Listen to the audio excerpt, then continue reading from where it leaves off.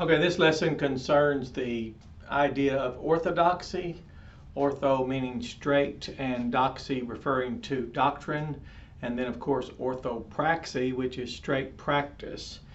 Why there's kinds of orthodoxy, and I think that would help some of you because the more you study, some of you are noticing that, especially if you weren't primed, that is indoctrinated in a construct, for example, and we all are and we all were and may be still influenced by constructs that we haven't yet become aware.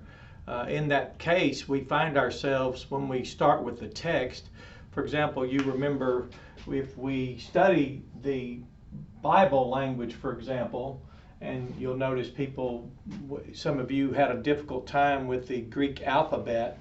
Well, you probably remember having a difficult time with the English alphabet. So we start with our alphabet, A, B, C, D, in English.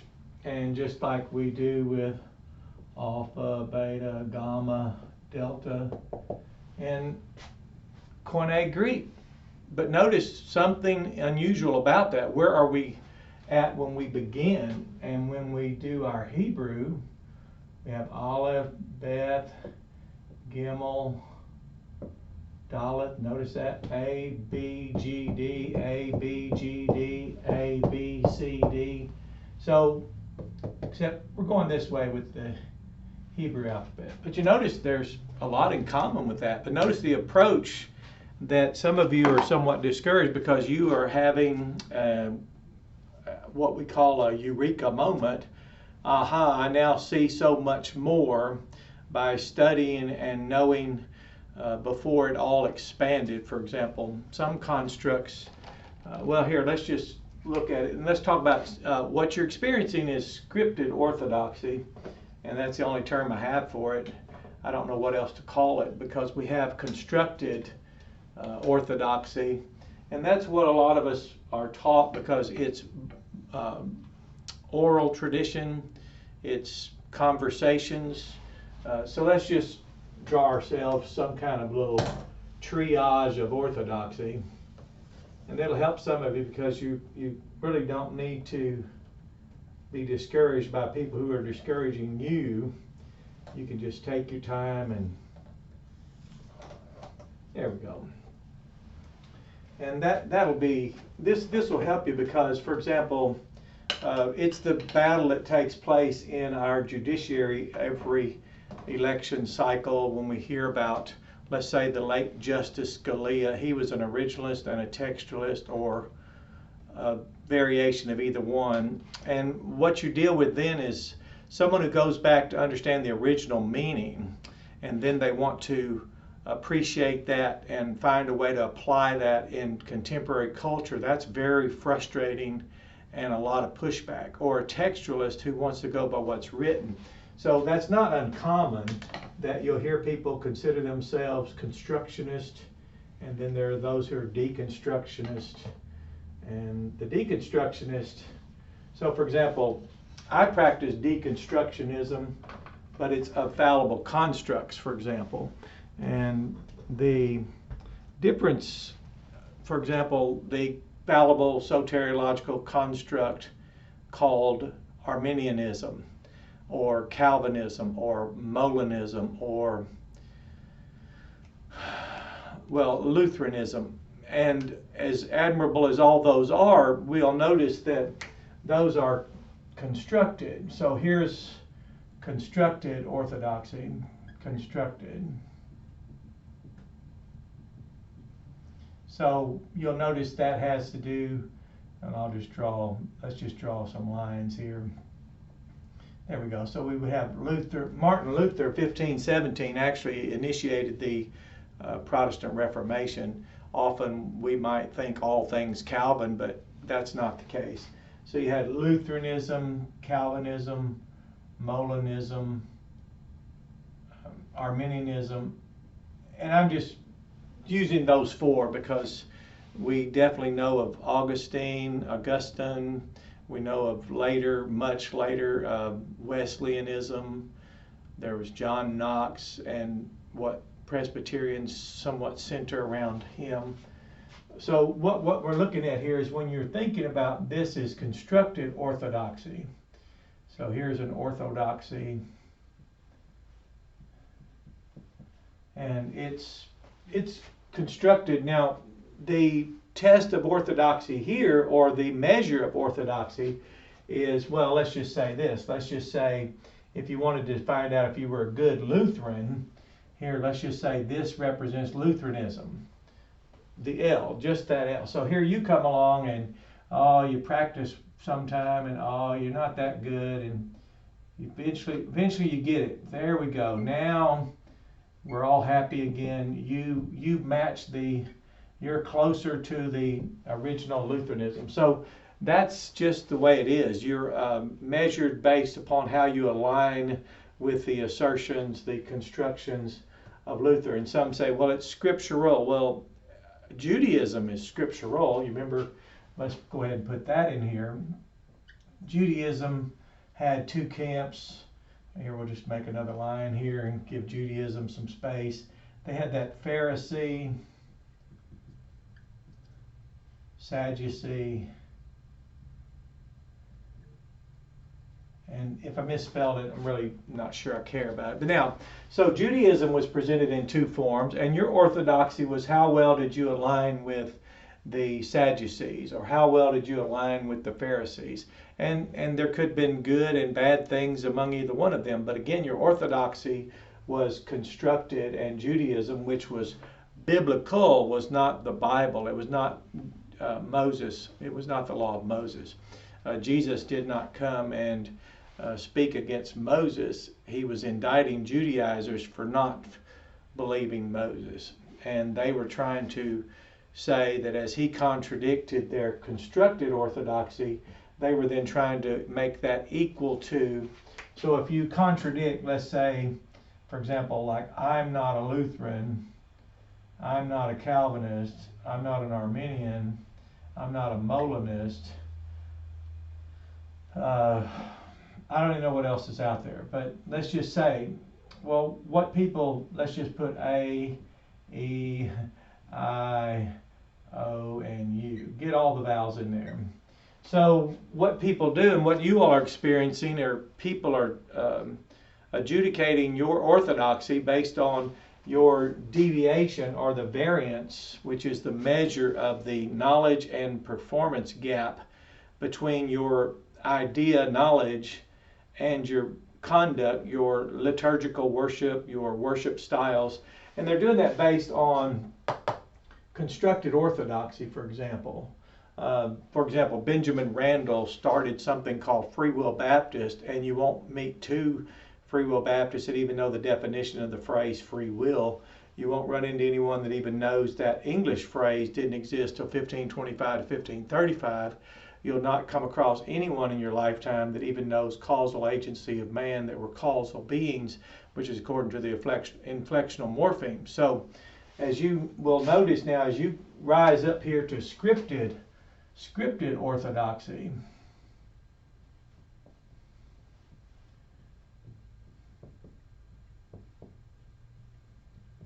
see, that's the word for doctrine, that's straight.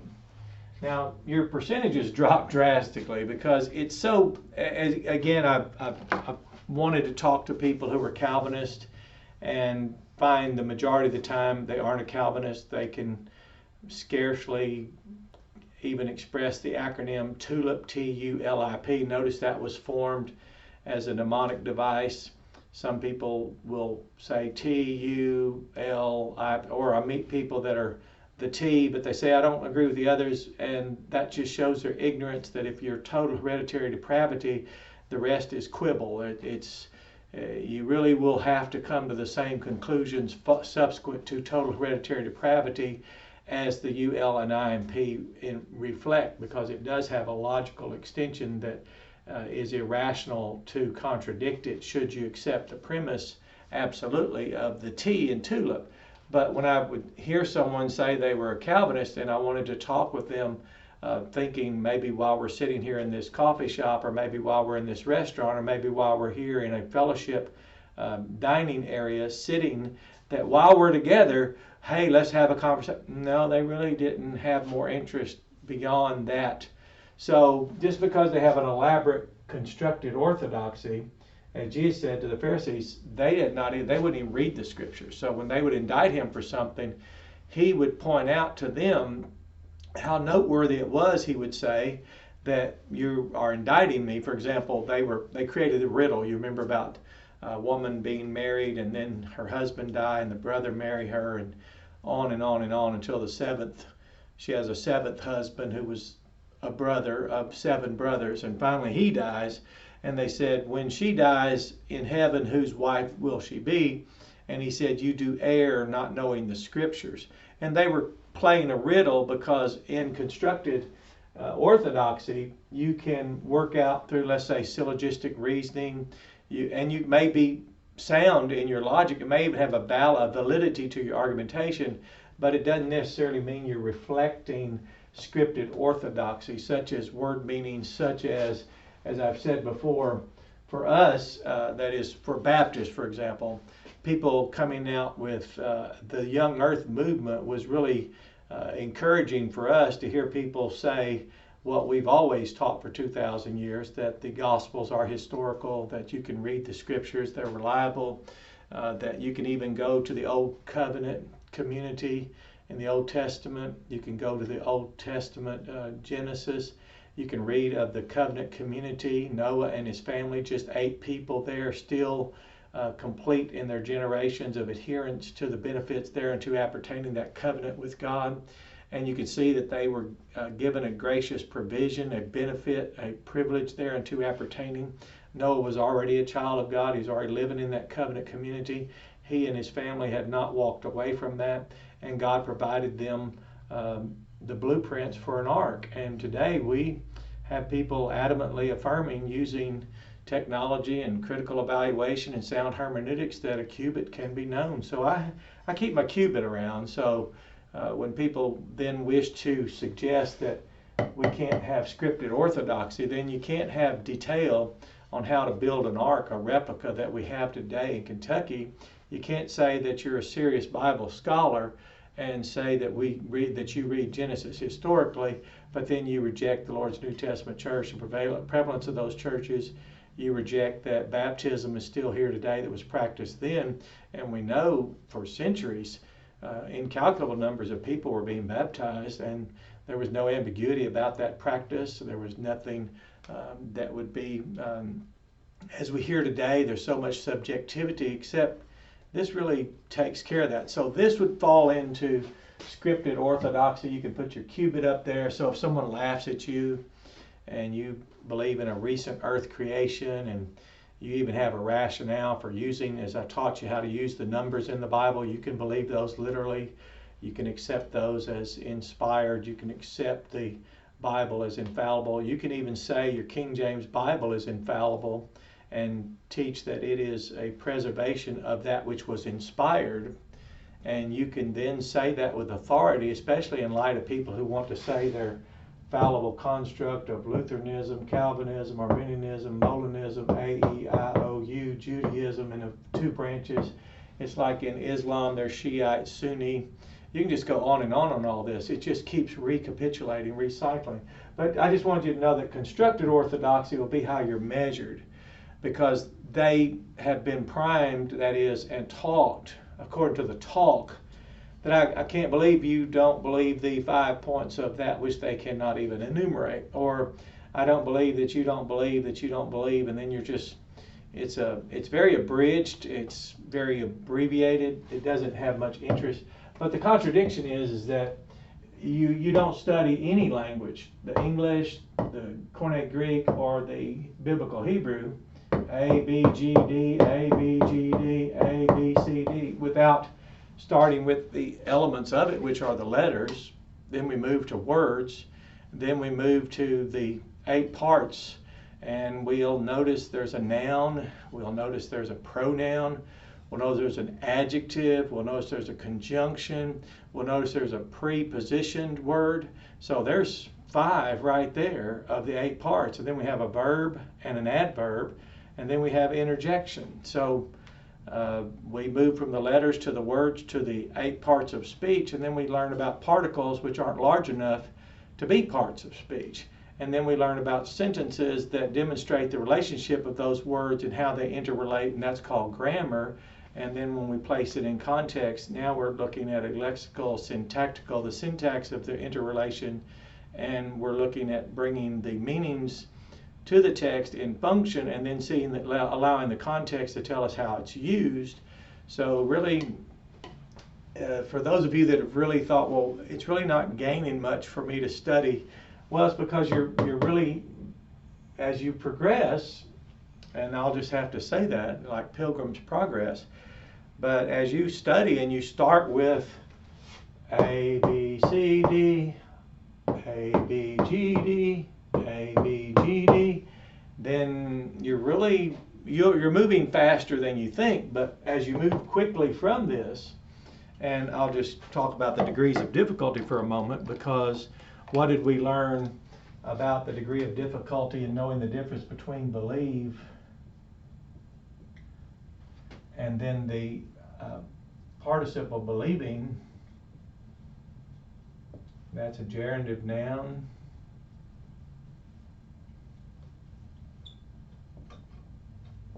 There we go. And then this is a finite verb. We learned that. But what did we learn about this? What did we learn about the difference between these two? Well, that was fourth grade level or less, actually, fourth grade grammar. Fourth grade. What did we learn about using the numbers to recognize the 6,250 year assertion of a recent Earth creation event? We learned that there was 12 hours in the day, and we then doubled the time. This was all third grade arithmetic. So 12 hours a day and 12 hours a night. So we learned that was third grade arithmetic. And if you haven't seen this, you can go to a video where we used the numbers and constructed our own cosmogony. And I was honored and working under the guided research of our hermeneutics professor from the Missionary Baptist Seminary, who said, given all the numbers in the Bible, and I remember a conversation several years ago with him, and I was citing numbers in the Bible and was asking him about the amount of work that was accomplished in Genesis, where it said God finished all of his work. And I was trying to understand it, and he said, well, there's a formula in there, and he was aware that this all had a cohesive expression and that it was all synthesized. It's just we didn't get it. Well, then in his prompting and direction, Dr. Eddie Johnson, a friend I attended seminary with who discipled me, and then I collaborated with him and other colleagues in the ministry, and we began to do research under the guidance of Dr. John Penn and to bring the data back. Well, we learned that it did fit together, and Dr. John Sanford of Cornell University wrote a book, Genetic Entropy, in which he cited mathematicians who had observed and had concluded there must be a sophisticated mathematical model inside the scriptures of which the authors were aware. Well, we demonstrated that. But you see how quickly you move, but what do you do with the old constructs from here? Like, what do we do with the obsolete, young, old? What do we do with the open theism and closed theism? Those are all obsolete because we have categories, Bible words, we have living God, we have the context, and we have the meanings of the words in each of those contexts. So it is a little different because you can only, you don't have to imagine what pressure must be taking place for pastors, because if you want to pastor as a covenant body, as we know we're in the New Testament, to whom church letters were written to those churches, many churches there, and you have churches there to whom the letter was written, and they want to, let's say you want to pastor a church by using Bible words, go figure, and you want to support the historical reality of those church letters, the historical reality of the Gospels, the history of Jesus Christ, who, by the way, as of today, this video, yesterday, last night, Mr. Don Lemon on some news station said we all know Jesus Christ who lived on earth, and he wasn't perfect. So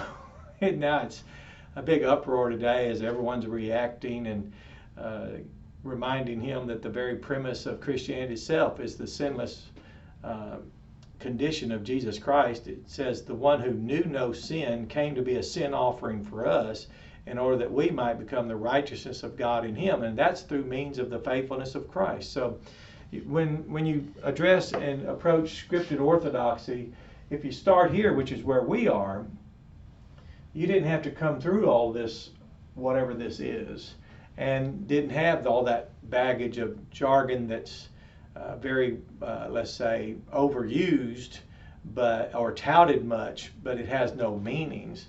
So, as I said, I have brought a lot of baggage when I first attended the Missionary Baptist Seminary. But the good news was a pastor here at Landmark Missionary Baptist Church, and I'll always be thankful, he told me there was just one thing wrong with what I believed. And I said, oh, please tell me. He said, everything.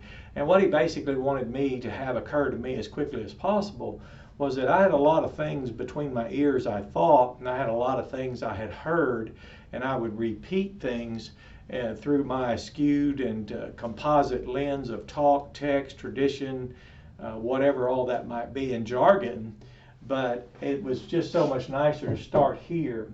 Now, you know, if you can survive the journey, which is striking how many people will try to stumble you, and instead of encourage you to seek and to study the scriptures to show yourself approved unto God. Now, to be approved unto men, you can just take a few sound bites and take a few key things, and people might think you're a Calvinist if you can say tulip, but you know, someone that knows something at all about the Bible will notice you're not a Calvinist. You're just the facade of one, a very thin veneer, if you will. Now that's just normal, though. 66% of those who identify themselves as Catholic was recently, as last year, I believe, in Pew Research. It says 66% didn't even support the cardinal doctrine of their own Catholic order that said that the elements, wafer and wine, converted into the literal blood and body of Jesus Christ. So 66% of Catholic, those who identify as Catholic, don't support its chief tenet. So that's not unusual. It's very normal. So when you run into someone who says they're Lutheran or Calvinist or Arminian or Molinist or A, E, I, O, or U, or from a Judaic background, a Pharisee, Sadducee, Islamic, who are Shiite, Sunni, very few of them will have any relationship to their text of their own faith. For example, Mormons may not have ever even read their own Book of Mormon, or if they did, what does that mean? They wouldn't even know how to study it. I interviewed 7 Mormons once, and we were at a funeral, and I was out front with them because so many people were inside. So I just asked them, and it was very interesting. Those of you in this class would certainly appreciate this, because I asked them a question about a particular text in the Bible. And I said, now before you answer it, I said, don't talk with each other. Let's just each one, so there were 7 of them and I was standing there, so there's 8 of us. I said, so let's each one just begin to just speak immediately what you think and what occurs to you first and foremost by that text.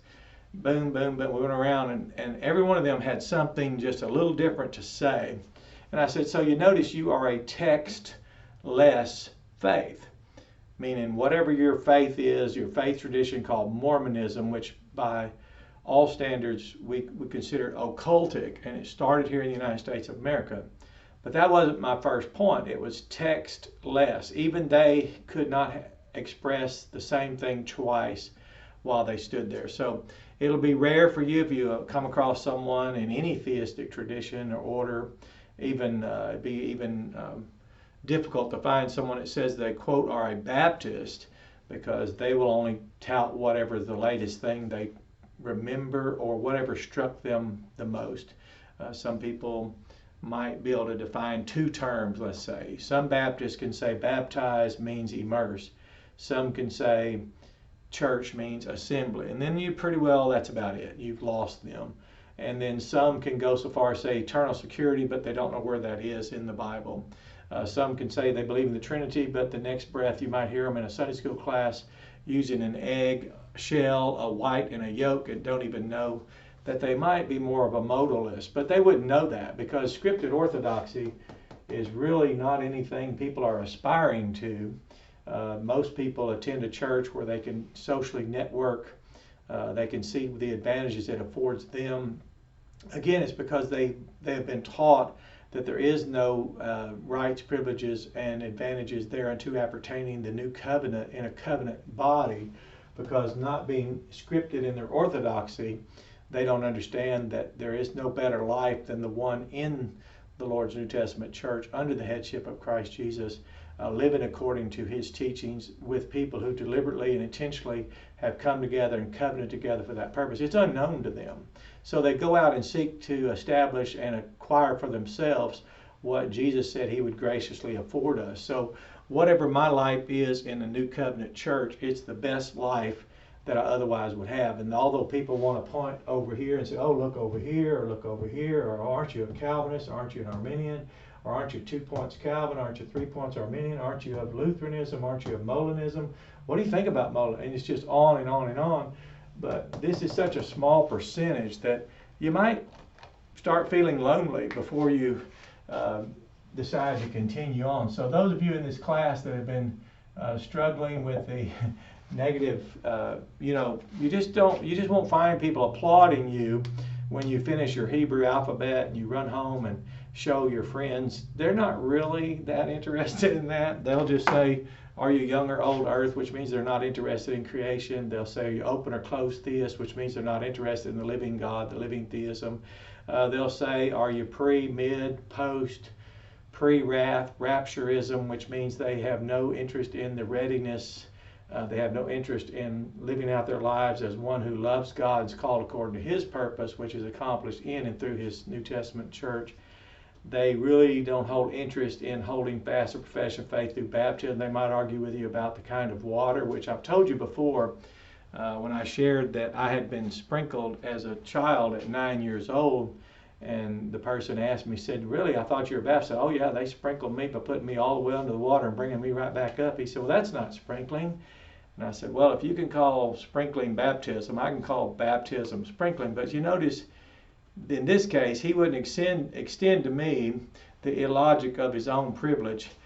So when I showed him that, he knew I was punning and playing that reverse the statement, and he had never met someone that knew how to express back to him the inverse of his own reasoning and then watch him contradict me, but would not permit me to show that the contradiction was between his ears to call sprinkling a baptism. So it's difficult. You won't find a lot of people scripted out there, and almost make you wonder, if you're not careful, really what is the Bible good for? So many people just use it for a proof text. Others just use it as something to point to as if it's a piece of furniture in the room, or they assemble together and they picked up the new latest trend from their television or from the new shiny book in the bookstore. But scripted orthodoxy is really unusual.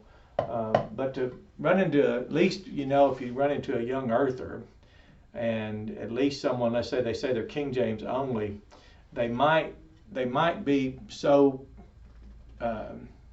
diminished as well. We're not fundamentalists here at Landmark Missionary Baptist Church. We actually use the Bible, but they might be someone that might hold interest in what the scriptures say. So pursue people that really want to know what the Bible says, and instead of arguing about which translation, teach them how to use their King James Bible, instead of arguing the constructs, young, old, open, closed, that stuff.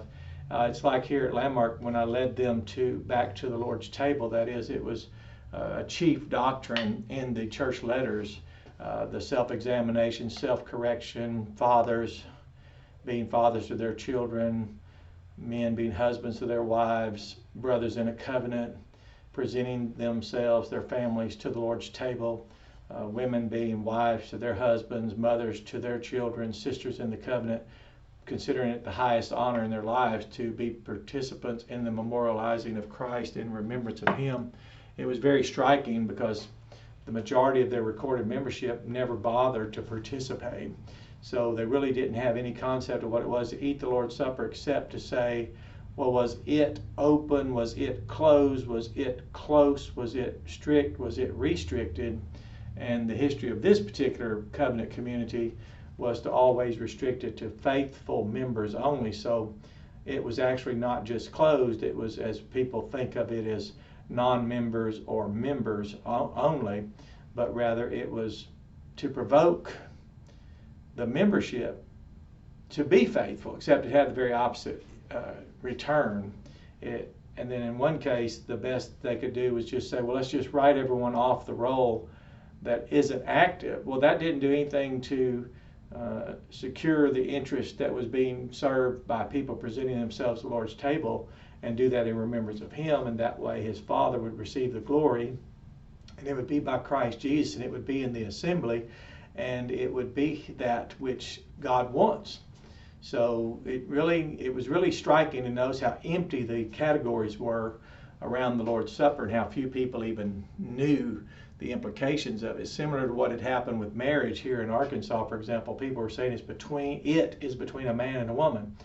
Great, that's like A, B, C, D. But now, what's the content of the word marriage?